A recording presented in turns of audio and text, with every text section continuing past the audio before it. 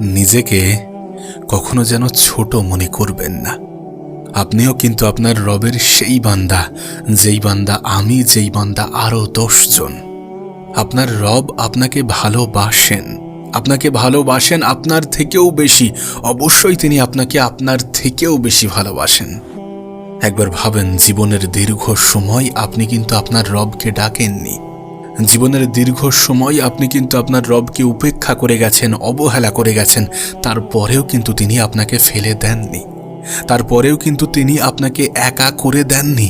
আমরা হয়তোবা মনে করি, আমরা হয়তোবা নিজেদেরকে একা অনুভব করি, কিন্তু প্রকৃত অর্থে আমরা একা নই। আমরা একা নই, কারণ আমাদের সাথে আমাদের রব আছেন, আমাদের আল্লাহ আছেন। নিজেকে ছোট মনে করবেন না, নিজেকে একা মনে করবেন না, নিজেকে অসহায় ভাববেন না। আপনি একা নন, আপনি একা নন, কারণ আপনার সাথে আপনার রব আছেন। আপনার খারাপ সময়েও তিনি আপনার সঙ্গ দেন, আপনার ভালো সময়েও তিনি আপনার খেয়াল রাখেন, আপনার প্রতিটা পদক্ষেপে তিনি নজর রাখেন।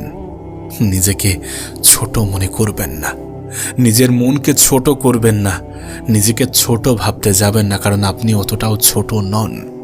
হতে পারে এই পৃথিবীর মানুষের কাছে আপনার সম্মান একটু কম, কিন্তু রবের কাছে সবাই সমান। যে আপনার দেশের প্রধানমন্ত্রী, তাকে হয়তোবা এই পৃথিবীর মানুষ আলাদাভাবে দেখতে পারে। আপনার দেশের প্রধানমন্ত্রীকে আপনি হয়তোবা আলাদাভাবে দেখতে পারেন, আপনার দেশের মানুষ হয়তোবা আলাদাভাবে দেখতে পারে। যারা ধনী তাদেরকে হয়তোবা সাধারণ মানুষ একটু উঁচু ভাবতে পারে, কিন্তু আল্লাহ পাকের কাছে ধনী গরিব এমন কিছু হয় না। তিনি কাউকেই ছোট করে দেখেন না, আপনাকেও তিনি ছোট করে দেখেন না। তাই নিজেকে ছোট ভাববেন না, নিজের মনকে ছোট করবেন না, রবের দয়া হতে নিরাশ হবেন না। এই দুনিয়ার মোহ মায়া হয়তোবা আমাদেরকে টানে, টাকা পয়সা হয়তোবা আমাদেরকে একটু আকর্ষিত করে, কিন্তু আমাদের জন্যে টাকা পয়সা যতটা প্রয়োজন, তার থেকে অনেক গুণ বেশি প্রয়োজন রবের ভালোবাসা, তার থেকে অনেক গুণ বেশি প্রয়োজন রবের রহমত, রবের দয়া। সত্যি বলতে তিনি চান যে আমরা সবকিছু ছেড়ে দিয়ে তানার দিকে ফিরে আসি। তিনি চান যে আমরা নামাজি হয়ে যাই, আমরা দিনদার, আমরা ইমানদার হয়ে যাই। এমনটা নয় যে তানার হাতে সেই ক্ষমতা নেই আমাদেরকে ফিরিয়ে আনার। অবশ্যই তানার হাতে ক্ষমতা আছে, কিন্তু তিনি চান যে আপনি স্বইচ্ছায় ফিরে যান। তিনি চান আপনি নিজের মন থেকে ফিরে যান। জোর করে পৃথিবীতে অনেক কিছু হলেও তিনি আপনার উপরে কোনো জোর জবরদস্তি করতে চান না। তিনি আপনাকে হয়তোবা কোনো ইঙ্গিত দেন, হয়তোবা কখনো কখনো বিপদ দেন, কখনো কখনো ভালো সময় দেখান, কখনো কখনো খারাপ কিছুর মধ্য দিয়ে আপনার জীবনকে অতিবাহিত করান। তিনি আপনাকে ইঙ্গিত দেন যাতে আপনি ফিরে আসেন। দেখুন, এই ভিডিওটা আপনার সামনে এসেছে, হতে পারে এটাও কোনো একটা মাধ্যম, হতে পারে আপনাকে পরিবর্তন করার জন্য এই কথাগুলো আপনাকে আপনার সামনে পাঠানো হয়েছে। না হলে তো এত মানুষ আছে, কই সবার সামনে তো যাচ্ছে না, কই সবার কাছে তো পৌঁছাচ্ছে না। আপনার কাছে পৌঁছেছে, তার মধ্যে হয়তোবা এমন কিছু লুকিয়ে আছে যে আপনি নিজেকে পরিবর্তন করে ফেলেন। রবকে নিয়ে যে সংশয়, যে সন্দেহ, যে অভিযোগগুলো আছে, সেগুলোকে দূর করে ফেলেন। আমাদের কিন্তু চেষ্টা করা উচিত, আমাদের চেষ্টা করা উচিত রবের কাছে ফিরে আসার। আমাদের তওবা করা উচিত, আমাদের ক্ষমা চাওয়া উচিত রবের কাছে। আমরা তো জীবনে কম অপরাধ করিনি, আমরা তো জীবনে কম খারাপ কাজের সাথে নিজেদেরকে যুক্ত করিনি। তিনি হয়তোবা আমাদের অপরাধগুলোকে গোপন রেখেছেন, এই জন্যে পৃথিবীর মানুষের কাছে আমরা এত সম্মানিত। এই জন্যে হয়তোবা আমাদের আত্মসম্মান, আমাদের মান সম্মানগুলো এখনো পর্যন্ত জীবিত আছে। কিন্তু আমরা তো কম অপরাধের সাথে যুক্ত ছিলাম না। চলুন ফিরে যাই রবের কাছে। তিনি চাইছেন যে আমরা যাতে ফিরে যাই। এই পৃথিবীতে আপনি তো অনেক কিছু করে দেখেছেন, কোথাও তো মানসিক শান্তি পাচ্ছেন না। একবার আপনার রবের কাছে ফিরে এসে দেখুন, আপনাকে আর মানসিক শান্তি খুঁজতে হবে না। মানসিক শান্তি হয়তোবা আপনাকেই খুঁজে বেড়াবে। প্রকৃত শান্তি রবকে পাওয়ার মধ্যে আছে, প্রকৃত মানসিক শান্তি রবের সান্নিধ্যে আসার মধ্যে আছে। খারাপ কিছুকে ছেড়ে দিয়ে ভালো কিছুকে গ্রহণ করার মধ্যে আছে। কেন এমনটা ভাববেন যে আপনার রব আপনাকে ভালোবাসে না? কেন এমনটা ভাববেন যে আপনার রব আপনাকে ক্ষমা করবেন না? অবশ্যই তিনি ক্ষমাশীল, অবশ্যই তিনি দয়ালু, অবশ্যই তিনি আপনাকে আপনার থেকেও বেশি ভালোবাসেন। বেশি ভালোবাসেন তার প্রমাণ অনেক আছে। এটাকে নতুন করে প্রমাণ করার কোনো প্রয়োজন নেই।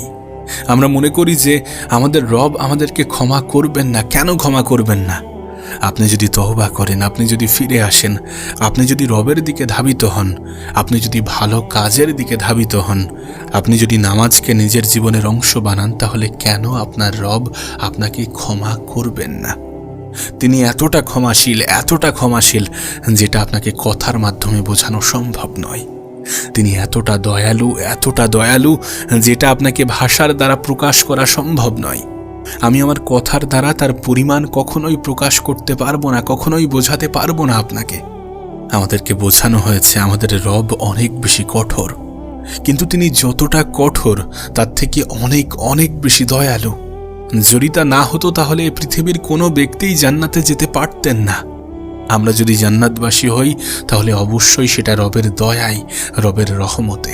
তাই আমাদের ফিরে আসাটা প্রয়োজন, রবের কাছে নিজেকে নির্দোষ প্রমাণ করাটা প্রয়োজন, নিজেকে খুব অসহায় প্রমাণ করাটা প্রয়োজন। নিজের দুঃখ, কষ্ট, মন খারাপ, সমস্ত কাহিনী, সমস্ত গল্প রবকে শেয়ার করাটা প্রয়োজন।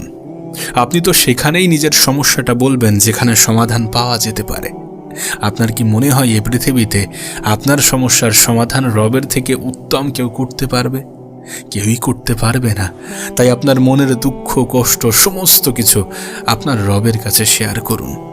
আজ থেকে অভিযোগ করাটা ছেড়ে দিন। তিনি অভিযোগ শুনতে পছন্দ করেন না। আপনি প্রশংসা করুন, দেখবেন আপনি যতটা চেয়েছেন তার থেকে অনেক গুণ বেশি আপনি পাবেন। আমরা হয়তোবা এক বালতি পানির জন্য কাতরাচ্ছি, অথচ আমাদের রব আমাদের জন্য সম্পূর্ণ সমুদ্র সাজিয়ে রেখেছেন। হয়তোবা কোনো কিছু থেকে আপনাকে বঞ্চিত করা হচ্ছে আর আপনি আপনার মনকে ছোট করছেন। হয়তোবা আপনি কোনো খারাপ কাজের সাথে যুক্ত হয়ে গিয়েছেন আর আপনি আপনার মনকে ছোট করছেন, ভাবছেন আপনার রব আপনাকে ক্ষমা করবেন না। কেন ক্ষমা করবেন না? যদি আপনি খারাপ কাজ করার পরে আপনার মনের মধ্যে অনুশোচনা কাজ করে, যদি আপনি এমন সিদ্ধান্ত নিয়ে থাকেন যে যেটা হয়ে গিয়েছে সেটা হয়ে গিয়েছে, এবার থেকে সমস্ত কিছু ছেড়ে দিয়ে আমি ভালো পথে ফিরে আসব, তাহলে কেন তিনি ক্ষমা করবেন না? তিনি তো আপনার তওবার জন্য অপেক্ষা করছেন যে আপনি কবে তওবা করবেন আর নিজেকে ফিরিয়ে আনবেন। খারাপ জিনিসকে ছেড়ে দিয়ে, হারাম জিনিসকে ছেড়ে দিয়ে হালাল জিনিসের দিকে নিজেকে ধাবিত করাবেন। নিজের মনকে ছোট করবেন না, নিজেকে কখনোই ছোট ভাববেন না, কারণ আপনি আপনার রবের কাছে অনেক বেশি মূল্যবান। তিনি আপনাকে বানিয়েছেন অনেক মায়া দিয়ে, অনেক মহব্বতের সহিত, অনেক আশা নিয়ে। আমরা হয়তোবা মনে করি যে তিনি আমাদের সাথে নাইনসাফি করেছেন, কাউকে ধনী বানিয়েছেন, কাউকে গরিব বানিয়েছেন, এটা তো আমাদের সাথে নাইনসাফি হয়েছে। কিন্তু তিনি আমাদেরকে পৃথিবীতে কেন পাঠিয়েছেন এটাও তো জানা প্রয়োজন। তিনি পাঠিয়েছেন আমাদেরকে পরীক্ষা নেওয়ার জন্যে, আমাদের পরীক্ষা নেওয়ার জন্যে, এবং তিনি পরীক্ষা নেবেন আমাদেরকে বিভিন্নভাবে, বিভিন্ন উপায়ে, বিভিন্ন মাধ্যমে, বিভিন্ন সিচুয়েশানে।